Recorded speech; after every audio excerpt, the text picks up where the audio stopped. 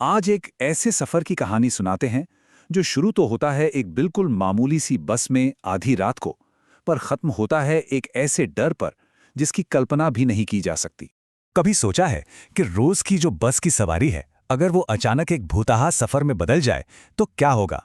एक ऐसा सफर जहां जो दिख रहा है वो सच है ही नहीं, और हर अगला पल पिछले से कहीं ज्यादा डरावना होता जा रहा है। तो कहानी की शुरुआत होती है एक बहुत ही घनघोर बारिश वाली रात से। और हमारे मेन कैरेक्टर हैं तुषार। बेचारे दिन भर के थके हारे हैं और बस किसी भी तरह अपने घर पहुंचना चाहते हैं। अब हुआ ये कि ऑफिस से निकलने में हो गई देर। बाहर बारिश देखो तो रुकने का नाम ही नहीं ले रही, और तुषार बेचारा बस स्टॉप की तरफ भागे जा रहा है। दिमाग में बस एक ही डर, कहीं आखिरी बस भी हाथ से ना निकल जाए। ये वाली बेचैनी हम सब जानते हैं ना, घर पहुंचने की जल्दी। और चलो आखिरकार वो बस में चढ़ ही गया। हफ्ते हफ्ते उसने अंदर एक नजर डाली तो देखा बस तो बिल्कुल खाली है। मतलब उसके सिवा एक भी इंसान नहीं। सोचिए, बाहर बारिश का जोरदार शोर और अंदर एकदम सन्नाटा, एक अजीब सी खामोशी। पर ये जो खामोशी थी ना, ये असल में किसी बड़े तूफान से पहले की शांति थी, क्योंकि अब बस यहीं से उन अजीबो-गरीब घटनाओं का सिलसिला शुरू होने वाला था जो तुषार की पूरी जिंदगी हमेशा के लिए बदलने वाली थी। तुषार थका तो हुआ ही था। सीट पर बैठते ही उसकी आंख लग गई। ज्यादा नहीं, बस 2 मिनट के लिए। और जब आंख खुली ना, तो सामने का नजारा ही बदल चुका था।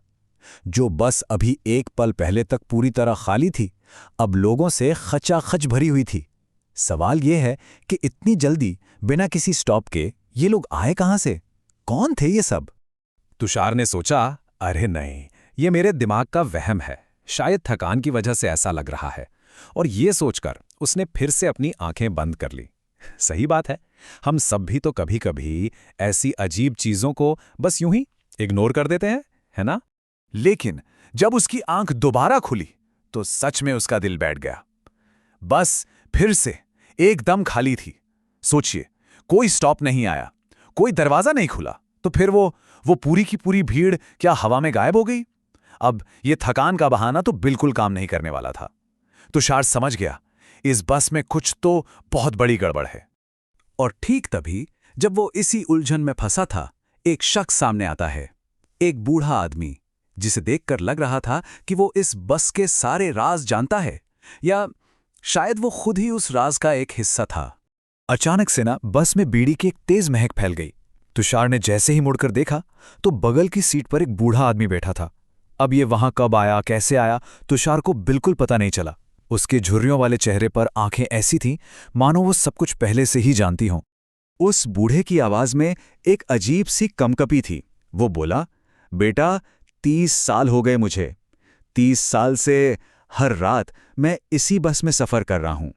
और एक बात जान लो, आधी रात के बाद इस बस में कोई जिंदा इंसान चढ़ने की हिम्मत नहीं करता। और फिर उसने अपनी एक कहानी सुनानी शुरू की। बताया कि ठीक 1 साल पहले बिल्कुल ऐसे ही एक तूफानी रात थी। बस में एक आदमी आया जिसकी आंखें एकदम खाली थीं, कोई भाव नहीं था उनमें।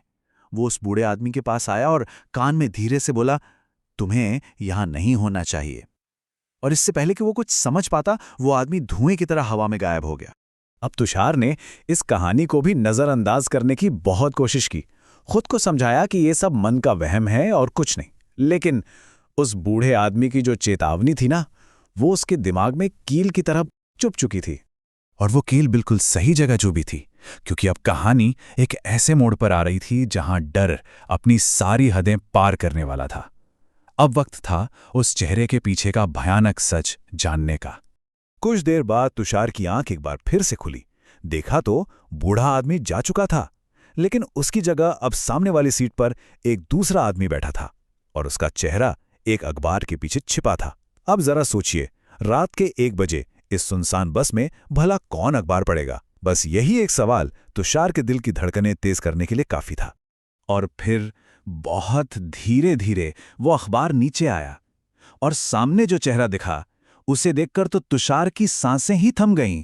चेहरा खून से लथपथ था, सिर बुरी तरह कुचला हुआ, और आंखें बिल्कुल वैसी ही खाली थीं जैसा उस बूढ़े आदमी ने बताया था। तुषार ने तो घबराहट में कसकर अपनी आंखें बंद कर लीं, लेकिन तभी एक बर्फ जैसे ठंडे हाथ ने उसके कंधे को छुआ।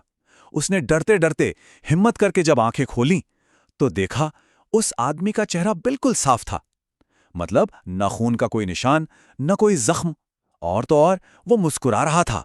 उस आदमी ने मुस्कुराते हुए बड़ी अजीब सी बात कही। बोला, डर गए ना? अरे, इस बस में रात को ऐसी अजीब चीजें होती रहती हैं। ये जगह तुम्हारे लिए ठीक नहीं है। बस इतना कहकर वो आदमी अपनी सीट से उठा, बस के दरवाजे की तरफ गया और चलती हुई बस से बाहर कूद गया। और बाहर से एक जोरदार धमाके और चीख की आवाज आई, बिल्कुल वैसी जैसे कोई तेज रफ्तार गाड़ी से टकरा गया हो। बस अब तुषार के लिए सब कुछ पानी की तरह साफ हो चुका था। ये कोई मजाक नहीं था, कोई सपना नहीं था, ये बस एक जाल थी। और अब वक्त आ गया था उस जाल का असली चेहरा देखने का। तुषार का दिमाग तो जैसे सुन्न पड़ गया था। उसे बस वहां से भागना था, किसी भी कीमत पर। जैसे ही अगला स्टॉप आया, उसने कुछ नहीं सोचा और बस से नीचे कूद गया। वो बारिश में भीगता हुआ हांफते हुए दूर जाती हुई बस को देख रहा था, और तभी उसने जो देखा उसे देखकर उसकी रूह तक कांप गई। वो कोई चलती फिरती बस थी ही नहीं। वो असल में एक हादसा थी। एक आधी जली हुई टूटी फूटी बस का मलबा जो सड़क पर घिसट रहा था। और उसके अंदर सवारियां तो थीं, लेकिन वो सब जिंदा नहीं थीं। वो सब उसी हादसे का हिस्सा थीं। और उस मलबे की टूटी खिड़की से तुषार ने अंदर देखा। वहां वही बूढ़ा आदमी था और वही अखबार वाला शख्स भी। और उस भूतहा चेहरे पर एक हल्की सी, बहुत अजीब सी मुस्कान थी, मानो वो कह रहा हो, चलो तुम तो बच गए। जरा सोचिए, अगर उस रात तुषार उस बस से नहीं उतरता तो क्या आज वो भी उन्हीं में से एक होता।